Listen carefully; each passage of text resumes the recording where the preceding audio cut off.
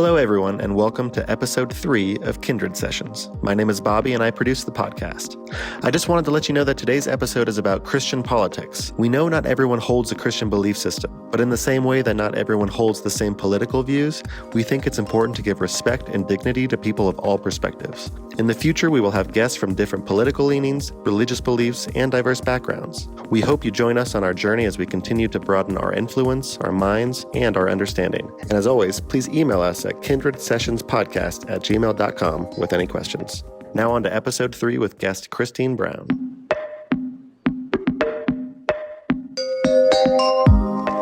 Welcome to the Kindred Sessions podcast. This is your host, Mike Mumford.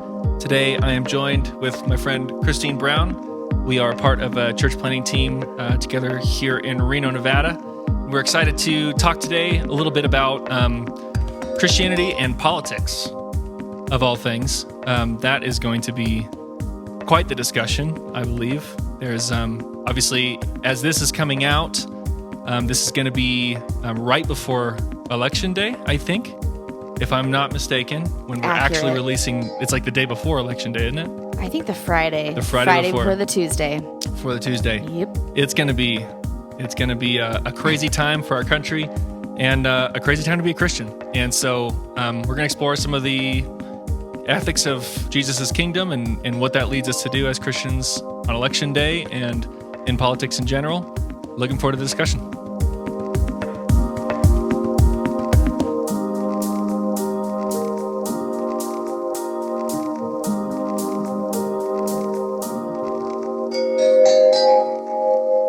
All right. That dissonant ending. I love it. I love it so much. The stuff of dreams or nightmares.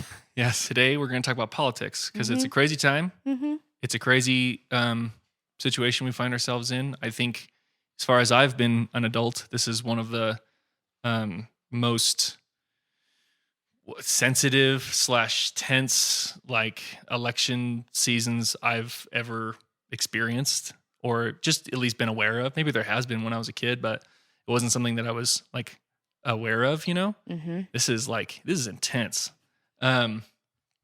People are mad. I'm laughing because this part of the podcast is generally meant to be light, where we make the jokey jokes and the stuffy stuffs, but there's just, I think for the same reason this podcast might not be that funny, is the same reason why SNL isn't really that funny right now. Again, that's the clickbait. You're welcome. Every election cycle you think, it's never been worse than this. Right. It's never been more contentious. It's never been more vile. But, I think what is exceptional about this time that I don't know that I've seen to this extent is the fact that two or more groups of people in the United States are operating on completely different sets of facts. And that's scary. And you hear a lot of people talking about that all over the place right now. But honestly, that is truly the thing that sets it apart for me is the fact that, you can look at, let's say, a news story and believe a completely different set of facts and context about that news story and come to a completely different conclusion than someone else. And the lack of consensus on facts is the thing that is probably the most terrifying. Wow. Yeah, that's nice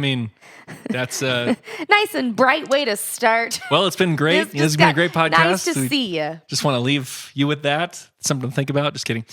So as we get started, I thought maybe we could reintroduce you to the listeners because Christine was on our first episode because she is a part of our church planting team here in Reno.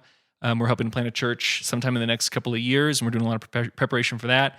This podcast is one of the supplements for that community of faith, but it's also a place where we can just explore these ideas in general for people from all different walks of life who are willing to engage difficult conversations with or difficult concepts just with an open mind. So in the wise words of the great Michael Scott, who do you think you are? Like Michael said, he and his wife Liz and myself were all we're all in this together, planting a church here in Reno, Nevada. And this podcast is certainly a huge piece of that, especially right now, since we're not in this space where we're meeting together. This is a way for us to, in a sense, meet together, at least over ideas, and to converse at least over a shared experience. And so it's awesome to be here. When it comes to politics, couple things. I think from a professional standpoint, I worked at a local Reno news outlet, News 4, Fox 11, My 21 TV. It's now NSN, Nevada Sportsnet. Cool. I worked there for 6. Haven't watched cable in so long. I can't even tell you. It's also just on a regular old antenna, which is how I watch things.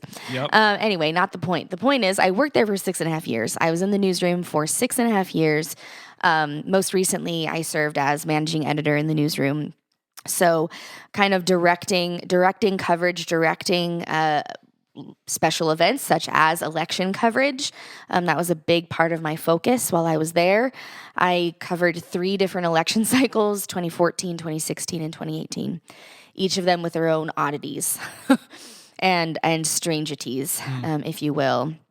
And so it's been interesting to even in those 6 years to watch how politics have changed and unfolded over time. So right now I work at the Reno Sparks Chamber of Commerce, and what's interesting about working at that organization is that it at one time was it had a political arm. It actually had a PAC, or a political action committee, attached to it. But a couple of years ago, the new CEO came on board and dissolved the PAC, the Political Action Committee, and the organization has gone from being political to policy driven. So when you say, we used to be political, now we're policy driven. What's the difference between those two things?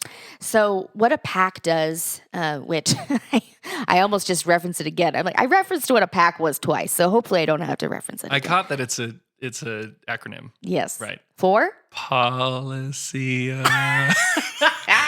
Administration Committee. So close. Political Action Committee. Action Committee. So close.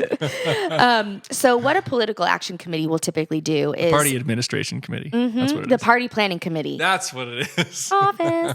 You're welcome. So the PAC would typically, at least I'll just talk about it from this particular context with the chamber. So what the PAC did was it diverted funds to particular candidates that represented particular parties and particular interests. And now, instead of having a political action committee that serves as a fundraising and fund diverting element to political campaigns, what we do is we get together every year and we say, what's our public policy platform? What are the things we stand for? What are the kinds of policies that we would like to see for instance, the Nevada legislature enact? What would we like to see our congressional delegation enact? So it's way more about, for instance, a great example is, our public policy platform when it comes to the environment. We are pro green energy. And we are for policies that will develop infrastructure that will lend itself to green energy and combat the effects of climate change, while also buffering the economy and creating jobs and driving industry in the state of Nevada. So that's an area where we have drawn a very specific policy that we stand on, but it's not connected to a political party. It's not connected to a politician in particular. Okay. So you're, on a daily basis entrenched in this stuff. Yes. With your line of work. That's a lot of politics. Yeah. Or policy. And it's really, really difficult to stay out of the fray. And for that reason, when it seems like things are getting a little too partisan, we may take a step back and say, we're not going to weigh in on this because it's not in line with our public policy platform. Sometimes people will want us to weigh in on particular races or particular issues that aren't really pertinent to what the Chamber of Commerce is meant to do. And so we may say we are not taking an official position on A, B, or C.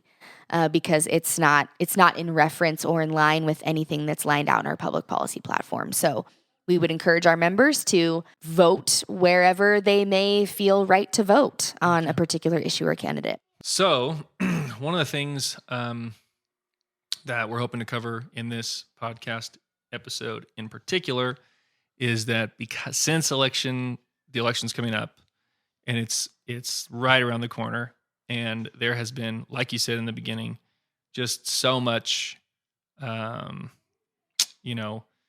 data and like false data and just interpretations of data that it's just like it's a whirlwind out there.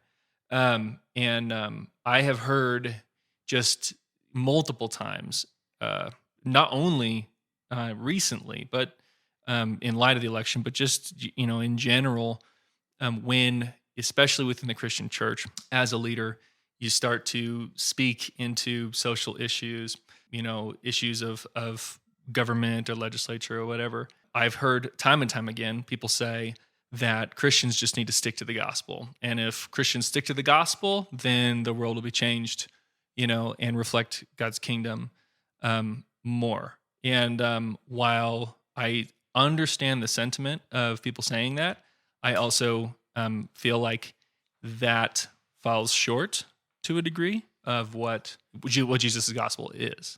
So, I mean, when you hear, as a Christian who's deeply entrenched in politics, deeply active in politics, what happens when someone tells you, hey, you just need to stick to the gospel? You're like, well, this is my entire career. So,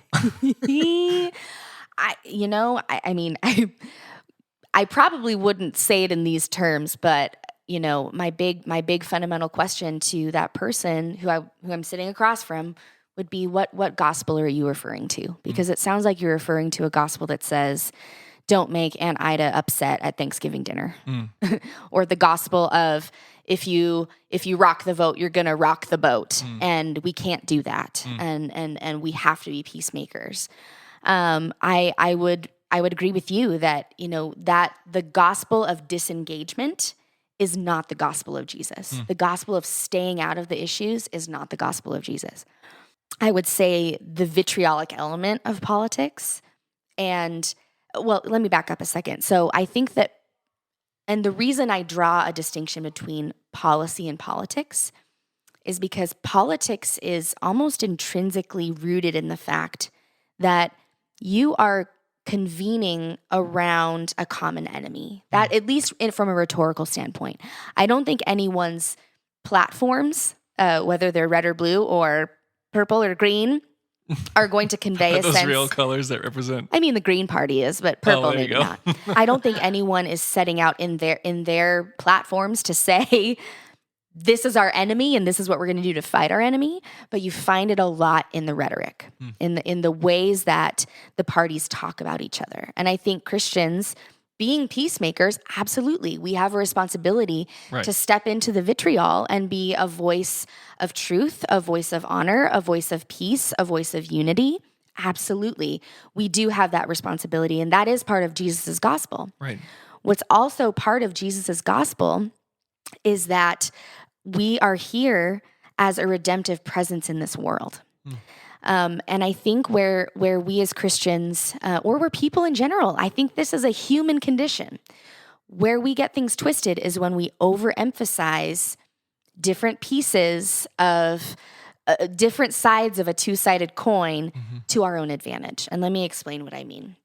So I'll use an example from the Christian faith, since we're talking directly to Christians right now who are saying we should stick to the gospel. So the gospel lends itself, in terms of the Christian lifestyle, to be one of good works of action, and where our faith needs to be one that is outward and that engages and is involved in the service of other people. And it's also one that requires a lot of self-reflection. It also requires us to invest in the self, to invest in solitude, invest in a personal relationship with Jesus. And on its face, those two things may seem to be in opposition to each other, when I think wisdom would say, and a lot of us would say, at the core, those two things coexist and they have a symbiotic relationship, and you cannot have one without the other. But of course, what we've all experienced, I believe, is an emphasis on one over the other, and that pendulum swinging back and forth, putting more emphasis on our works for salvation, putting more emphasis on our personal holiness for salvation, where really the line needs to be right down the middle. Right. And I think on a bigger scale, when it comes to Jesus' gospel, we see an error in overemphasizing one or the other. What I mean by that is, Jesus' gospel is just as much about a kingdom, about him instituting a new kingdom that eventually becomes the new heavens, new earth. It is just as much about that and about and us participating in the work to recreate and see redemption on this earth, as it is about personal salvation and about making a personal commitment to Jesus Christ. And I think that sometimes we overemphasize one or the other of those elements and fall into error. And so I think that, when we're saying that Christians need to stick to the gospel, I think what is intrinsically tied in that statement is that we just need to stick to the gospel of personal salvation and stay out of the things that are stickier in the world, the places where we need to get our hands dirty, the places where, perhaps there needs to be political reform. Maybe there needs to be tax reform in order to see human thriving take place, in order to see recreation on this earth and in communities, in order to see dignity being given to groups of people. Maybe we need to, change the way that we're approaching climate change, and take more of a stand on that, because God is not interested in destroying this world we live in and starting over.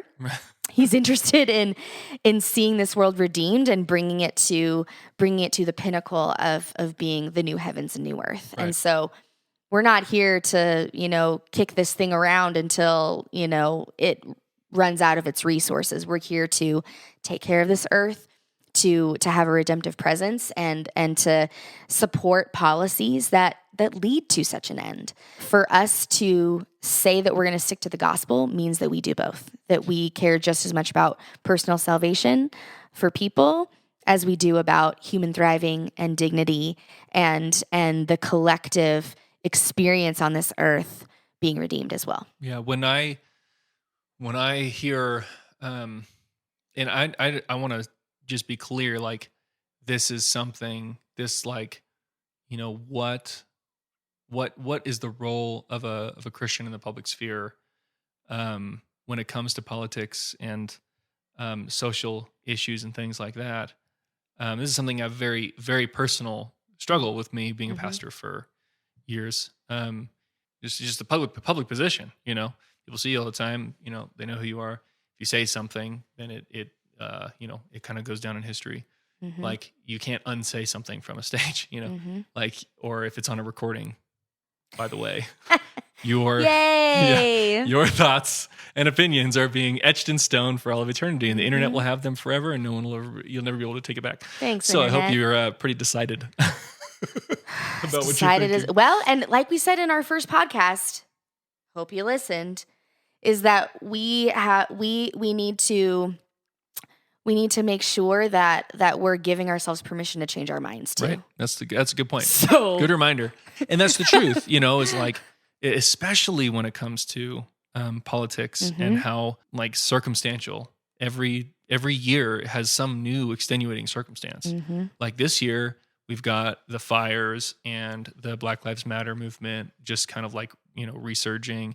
And we've got the election going on, and we've got the riots, and there's just like so much going on. This is very circumstantial to 2020. We've got the corona. I forgot about coronavirus. Hello.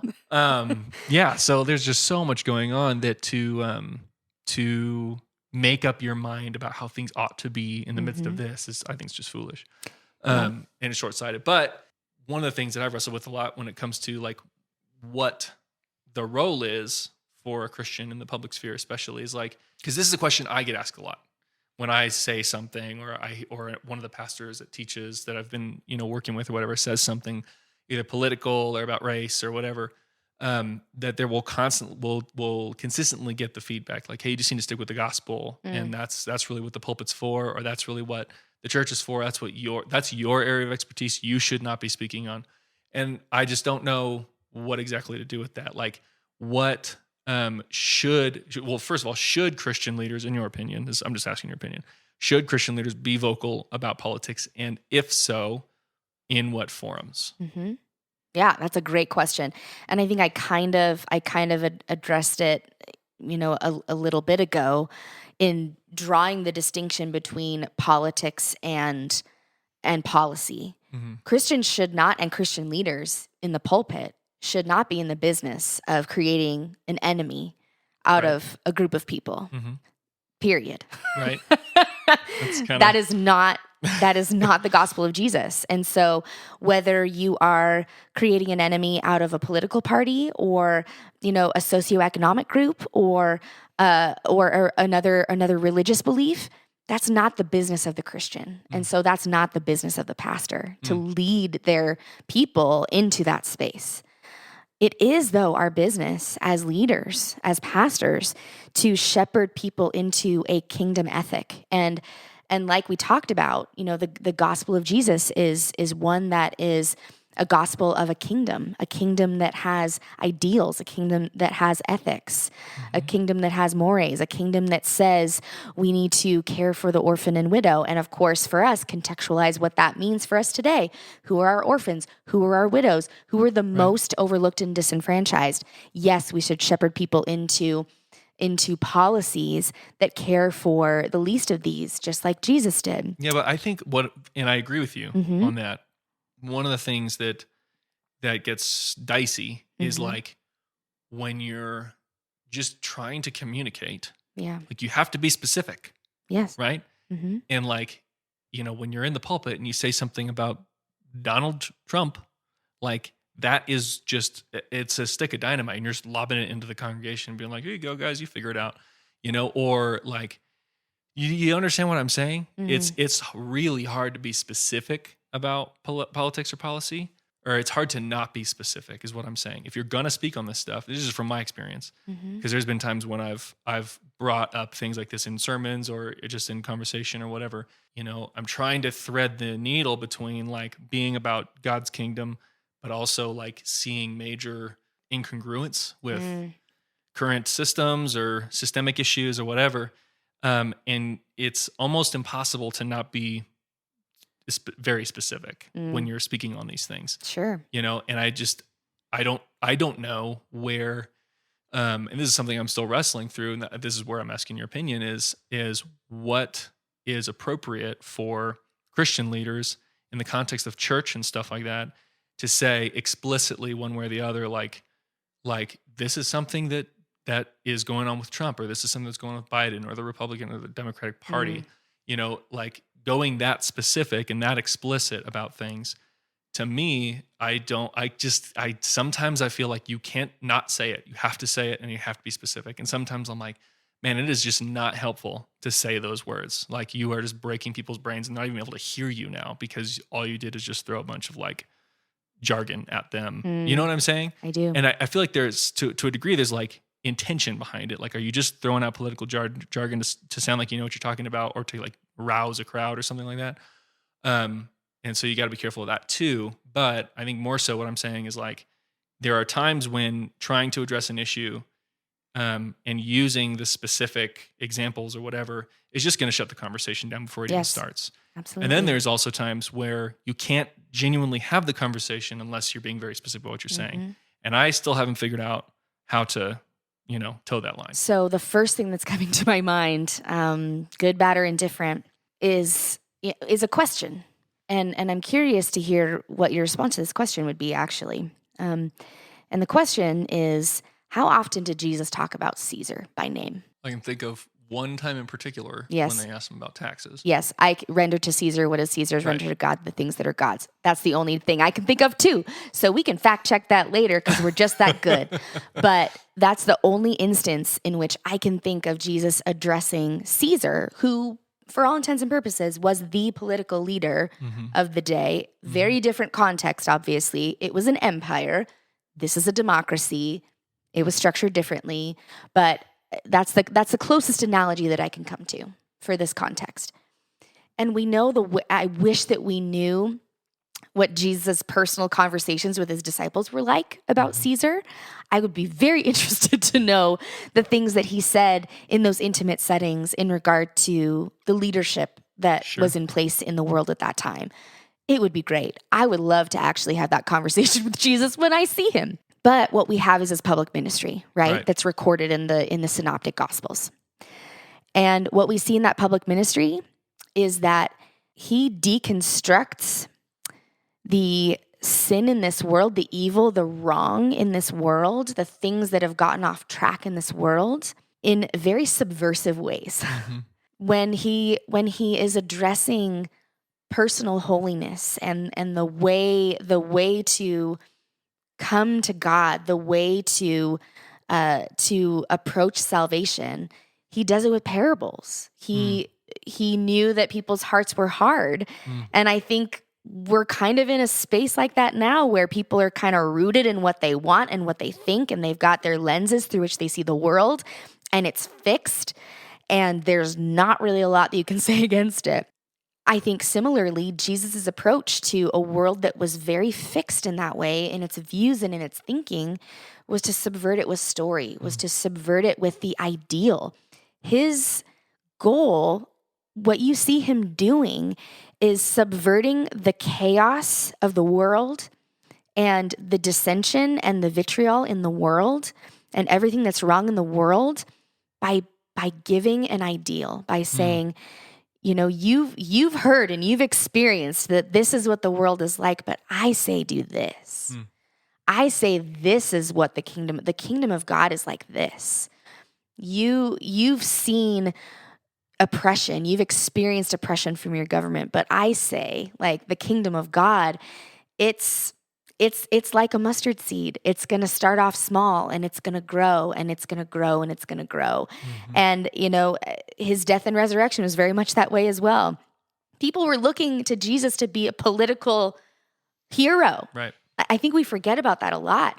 People were looking at Jesus back in his time like we look at some of our political leaders saying, save me, Elizabeth Warren. Save me, Bernie Sanders. Save me, Donald Trump.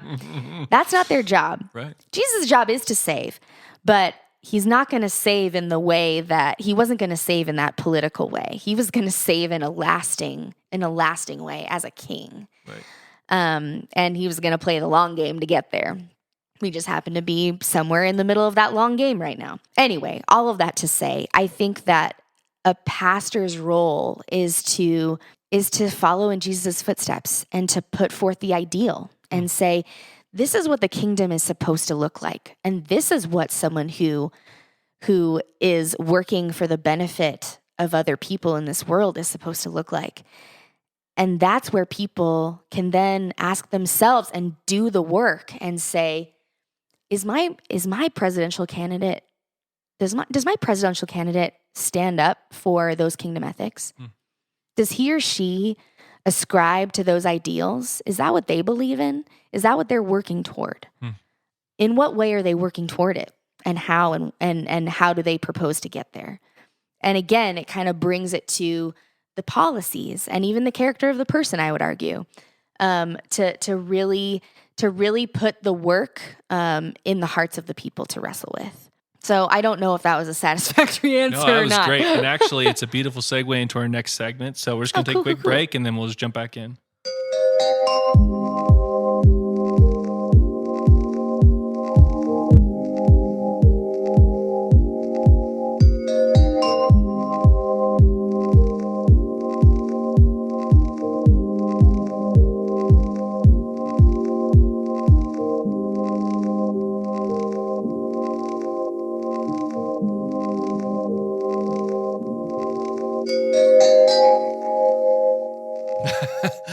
time.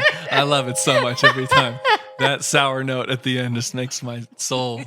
All right. So getting back into our conversation here, we were talking about how there's a typical critique when we're talking about politics, especially in the Christian sphere, that Christians really just need to stick to the gospel. We talked a lot about how that affects, the public minister's role, whether it's a pastor or some kind of public figure in the Christian church.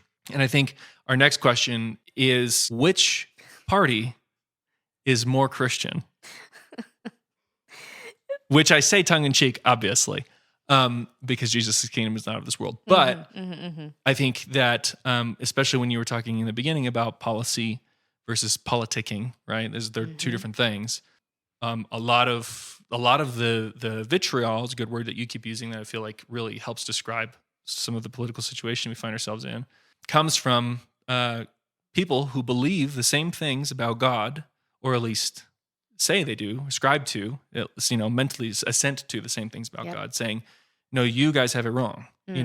Your party's policies are not reflective of the kingdom of God, whether it's, Republicans saying that to Democrats, Democrats to Republicans, libertarians, or whoever the heck else is involved in the conversation. I don't even know.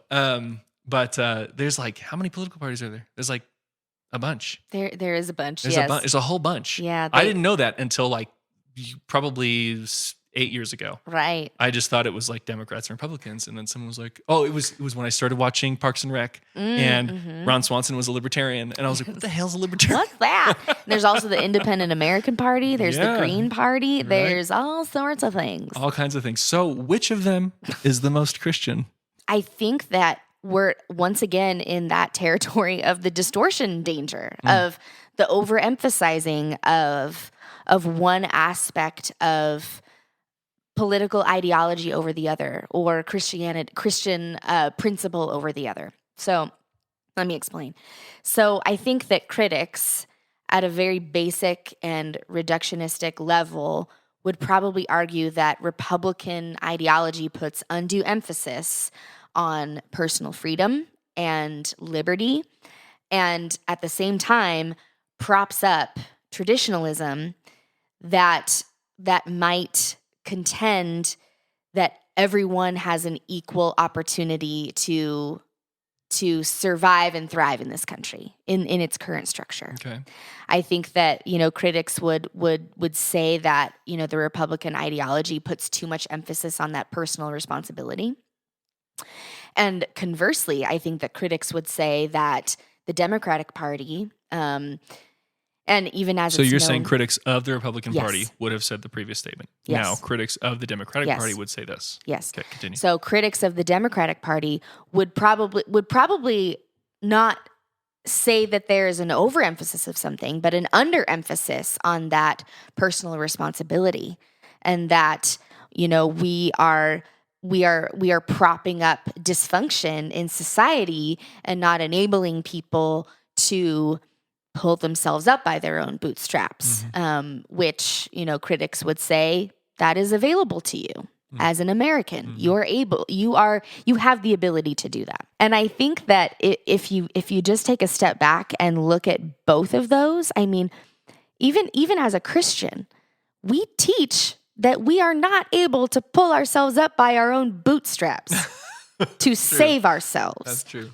So there's really an irony there that I think is astounding, that on one hand we're saying there's no way I could have pulled myself out by my own bootstraps to be saved, but by golly, you better pull up your own bootstraps in order to, break the cycles of addiction in your life and in your family, and break the cycles of poverty, and go to college, and get a white collar job and turn the tables around. Yeah. I mean, it's just a really interesting dichotomy that like most things, the answer is probably somewhere in the middle, right? We cannot remove liberty and personal freedom that, of course, is embedded into the Constitution. And I don't think that, anyone wants to set out to do that. But I think that, there is a middle ground in between the two parties that would say, you know what? There are some things that we could change. There are some things that we could adjust in order to, build some people up who are disadvantaged, And maybe the cost of that is giving up a little bit more of my money, or giving up a little bit more of, my ability to walk in the world the way I believe I should be able to. I think it's still that danger of putting our thumb a little bit too far on either side of the scale that is the danger. So that being said, I don't think either political party is more Christian, but I do think, to earlier points, that there are political policies that are more Christian. Okay. For instance, I do not think that policies that prop up industries that we know are harming the planet and are harming the ability for future generations to survive and thrive on this planet, I don't think those are policies that we should prop up as Christians, since they directly assail our mandate, not just cultural mandate, but our human mandate to build up this earth and to cultivate it, and as Christians, even in this era, to recreate it and to mold it into what we believe the new heavens and new earth are intended to look like. Mm-hmm. So that's an example of a policy I think is probably not very Christian. Policies that squarely focus on the disenfranchised, how to ascribe dignity to those who have none. Those are policies I would uphold as more Christian policies. Let me see if I can think of something in particular.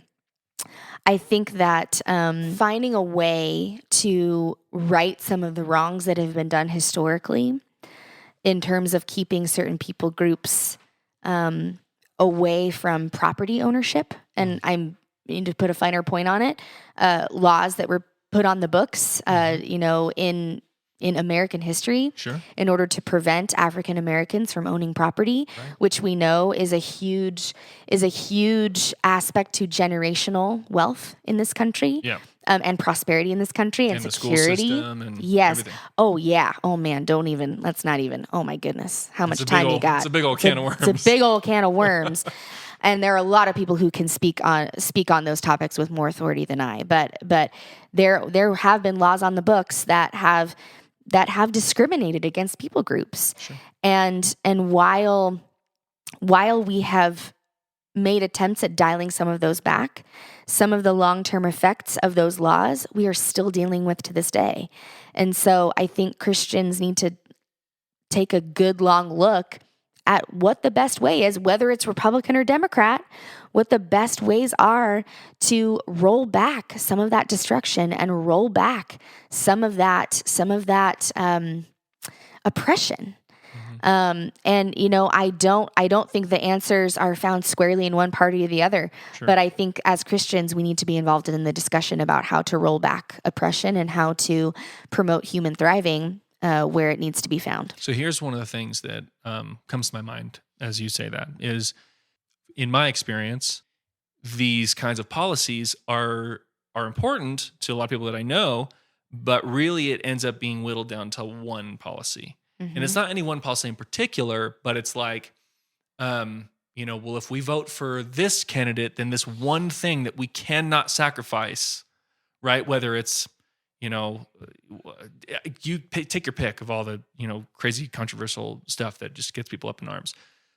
This is the one thing that we can't sacrifice. And that's why we're going with the lesser of two evils. And that's what I felt like happened a lot. While there are a lot of policies that I feel like you're saying, reflect the kingdom of God and Jesus's ethic and like promoting human flourishing and stuff like that. Well, at the end of the day, what it boils down to is like the hardline stuff. I cannot let go of this particular thing. Even if like this candidate over here is going to promote flourishing in these 5 other ways that might actually resemble my ethics or the Jesus's ethics and the things that I ascribe to, because of this one thing. You know what I'm saying? Hey guys, this is producer Bobby dropping in from the editing room floor to tell you about a special episode we'll be releasing in a few days. In the segment you're about to hear, Mike and Christine begin to scratch the surface talking about abortion and how it relates to Christian politics. While they couldn't get into the robust facets of this sensitive subject because it was part of a bigger conversation, listening back, we wish we had given it more time and attention. So we decided we will. And in a few days, we'll release a special episode where we interview a Christian couple about their story, and Mike and Liz will dive deeper into this topic as it relates to Christian politics and compassion. We hope you keep an open mind as you listen to this next segment and the episode that follows. And as always, please email us at kindredsessionspodcast@gmail.com with any questions.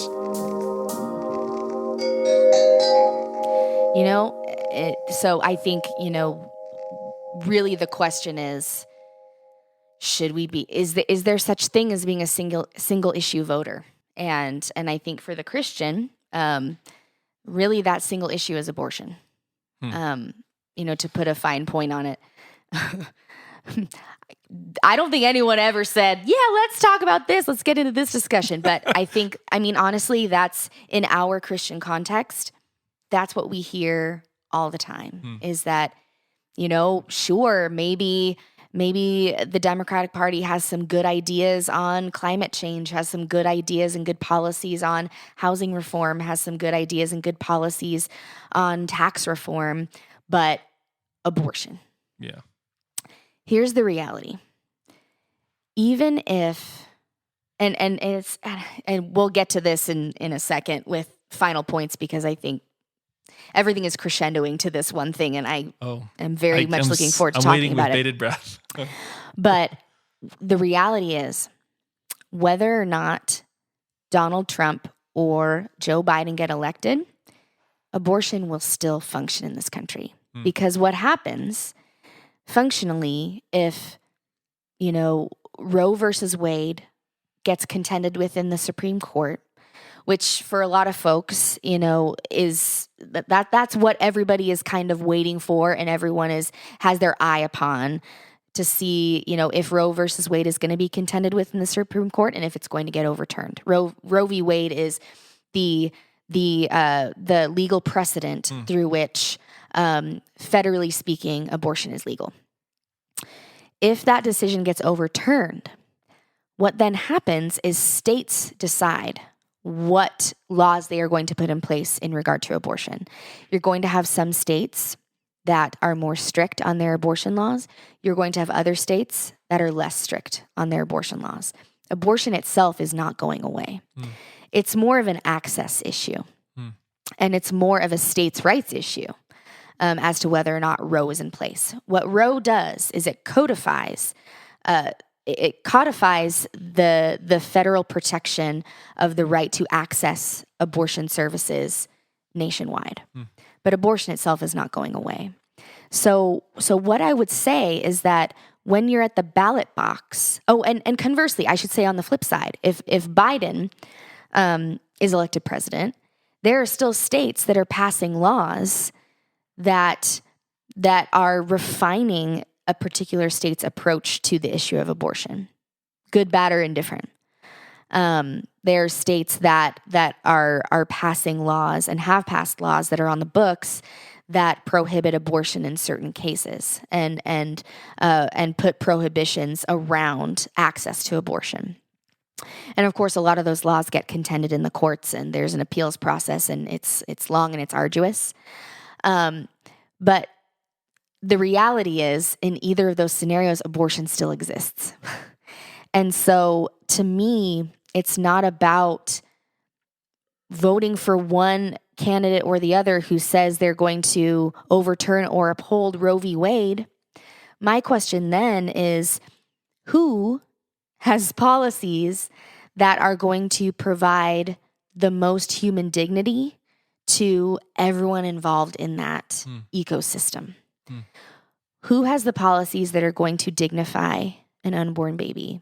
Who has policies that are going to dignify a mother or a father who are wrestling with the decision over whether or not to have an abortion? Who's going to pass policies that are going to change the structure of our social services in order to make motherhood and fatherhood less daunting economically. I know that most people who say they are going to get an abortion do so because of economic reasons. And so my question is, if we alleviate some of those economic burdens through policy, maybe, just maybe, we'll see those abortions reduce. Maybe we can find ways to dignify and build up the people in the entire ecosystem, the mother, the father, the supportive system around those people. Maybe we'll see a reduction in abortions overall. And so I don't think we can be as myopic as we've been about it. I think we need to zoom out and look at all of the pressures and all of the difficulties and oppression that surrounds that one decision and culminates in that one decision to have an abortion. I would love to see more policy around that. I think that both parties make it far too black and white of an issue. Right. And don't really talk about what it looks like to dignify and to add supportive services to everyone involved in that decision. Yeah, and the thing with abortion in particular that's really tough. Being a dad, having two little kids, I cannot imagine losing them. No. I can't imagine their lives not existing for any reason. And so when I think about like the morality and the ethic of it, it's like, well, plain and clear. Like this is like, you need to save a life. But then when I get thrown into a person's situation and what they're really dealing with, I go, oh, I kind of see it, you know? And I feel like that's the case with a lot of this like really contentious stuff is like, when you look at it at just like what's black and white, you know, what's moral, what's immoral. It's like you can kind of reduce it down to what seems to be like the most likely option. But then when you put yourself in somebody's shoes and what they're going through, like, and the thing you said about how most the people that I don't know if you said if you experienced these people or just that you know about or whatever, it's economic stuff. Yes. That is inconsistent with what I've experienced. Not to say that it's not accurate, Sure. but what I've experienced is mostly people who are having complications with pregnancy. Yeah, It's that's people another whose- factor. It's people who have, you know, they're pregnant and all of a sudden they find out that there's some serious illness with the child in utero, and you know the kid's either gonna die when they're less than a year old, or their life is gonna be miserable, or something like that, where it's just gonna be painful, and it's like they're wondering if they should have mercy on this child and their life, and I'm like. Like when you put yourself in that position, all of a sudden this is not just about it's impossible. Yeah, it's not just about like, you know, does God say that it's wrong, or does the Bible say that it's wrong? Is it wrong to take a life or whatever? And I'm like, yeah, it is wrong to take a life. I'm a pacifist, and like no matter what, you should not be taking lives. Yes, right. That's whether born or unborn. Exactly. No matter what, you should not be taking lives.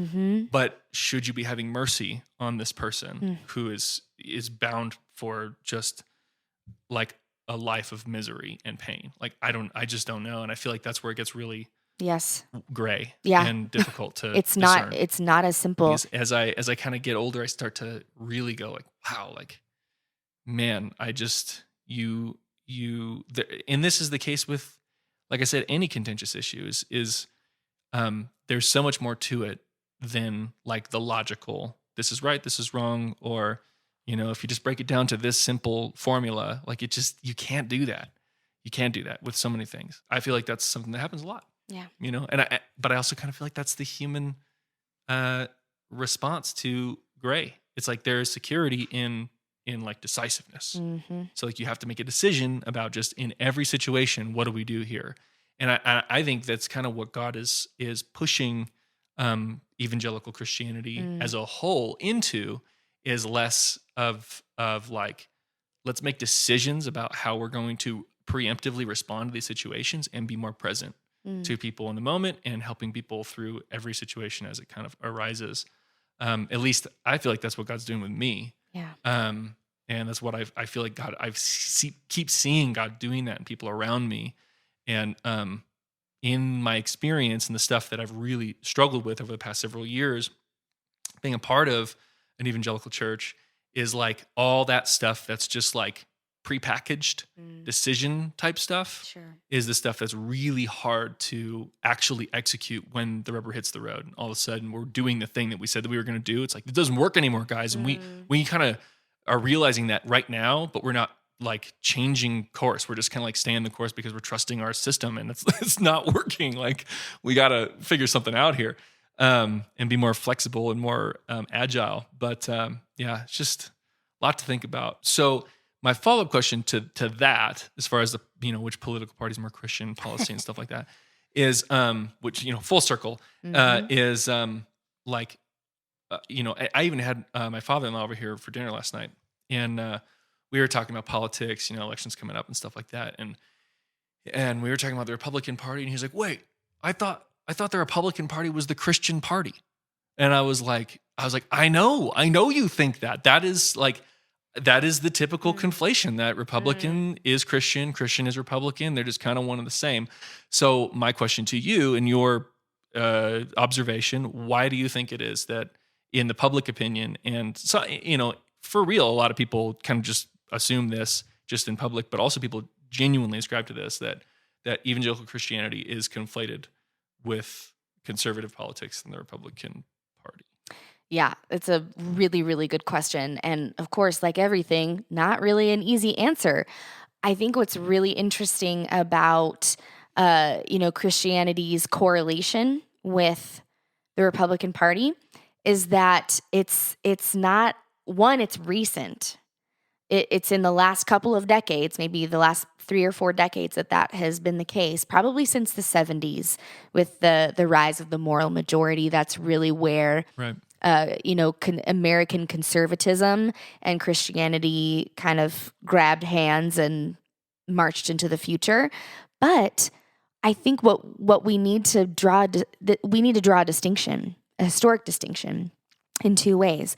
One, it's mostly white evangelical Christians who have, held hands with the Republican Party, because the majority of those who identify as Black evangelical Christians, and by evangelical, or Black Protestants. Yes. Yeah. By evangelical, I mean people who would say they have, just to define the term, people, because evangelical is not necessarily a political moniker. Sure. Someone who says that they have had a born again experience with their faith in Christ, someone who upholds the Bible as the Word of God. Those are 2 of the defining markers of an evangelical. And Black evangelicals historically have identified with the Democratic Party. So we've got white evangelicals and Black evangelicals who are reading the same Bible but coming to 2 different political conclusions. And that is in modern history. That exists in modern history. So I think that it's a little bit reductionistic to say Christians and Republicans are, like bread and butter, peas and carrots. There's my Forrest Gump reference for the day. You're welcome. It's not really true. Right. Also, historically, what's very interesting, and of course, I think what's so difficult and interesting is that it hasn't always been defined in political terms. But again, Christians have kind of been on that swinging pendulum as to whether or not they are on the side of what we would define as more liberal political movements that are highly involved in social reform, like the mid 1800s is a historical period that comes to mind in particular. But we've also seen the pendulum swing the other way in the 70s and 80s with the moral majority and evangelical Christianity, at least white evangelical Christianity, swinging way more toward conservative ideology. So when it comes to that question of, why Christianity is correlated with, a particular party, I think that it's kind of what history would show us is that that's temporary. Yeah. And that it's kind of gone back and forth time and again. And we just happen to be, well, what I would say is that I think we're on we're swinging the other direction, right now a little bit. Do you think we're currently swinging toward more conservative, or are we on the swing back? Oof. I think best case scenario is that we're swinging toward the middle and finding maybe a little more common ground. But what also may be happening, and this is worst case scenario and is what I personally fear, is that it's actually more of a polarization where you have Christians who are staunchly in one camp or the other and are not willing to come together in unity. And that, to me, is the big fear. That will the proof will the evidence will kind of make itself manifest after after the election results are in, which will probably take another 6 months or so. Yep, weeks, months, years, we don't know. So anyway, I just feel like we're living through something that's going to be written in the history. We certainly books. are.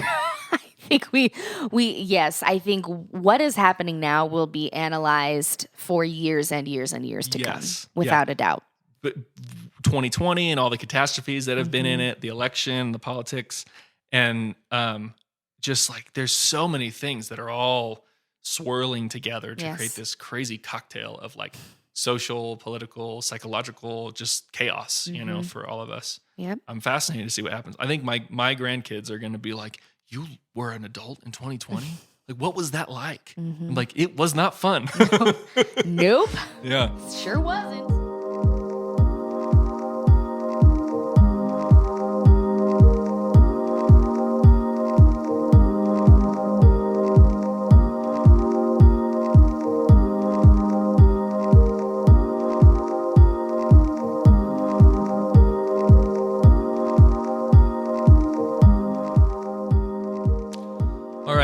Christine, so this has been educational and challenging. Oh, good. And thought-provoking.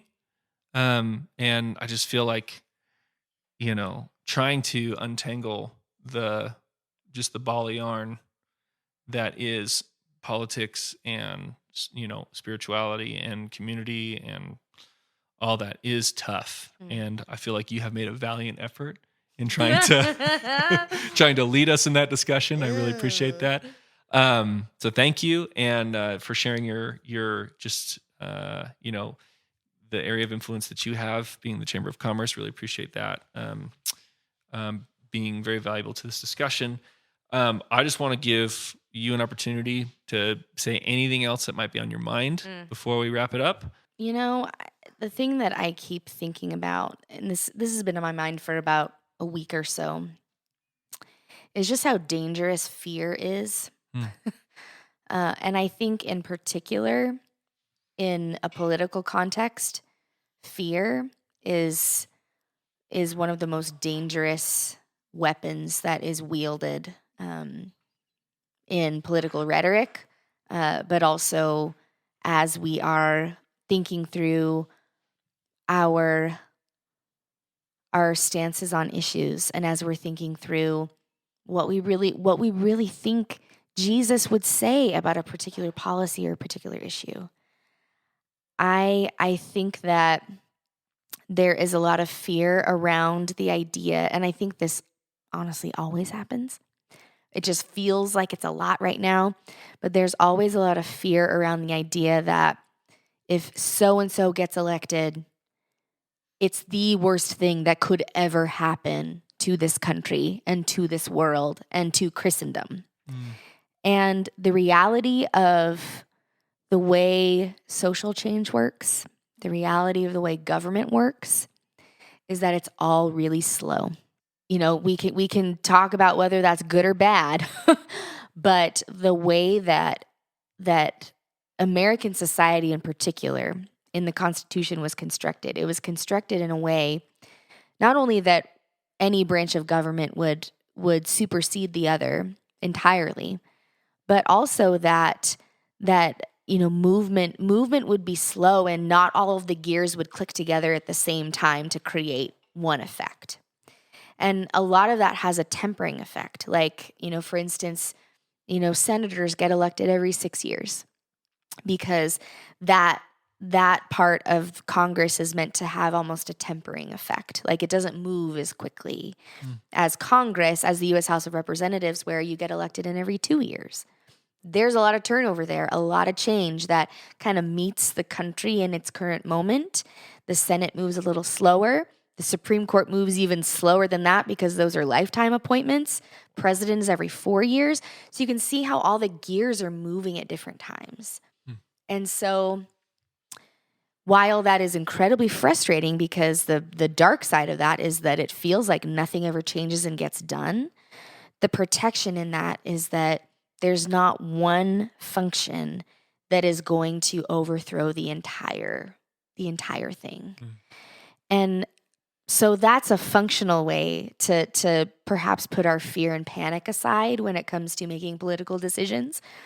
But also for the Christian, we have a sovereign king who loves us and cares about us and who is in his own way and his own time moving us toward a new heavens and a new earth.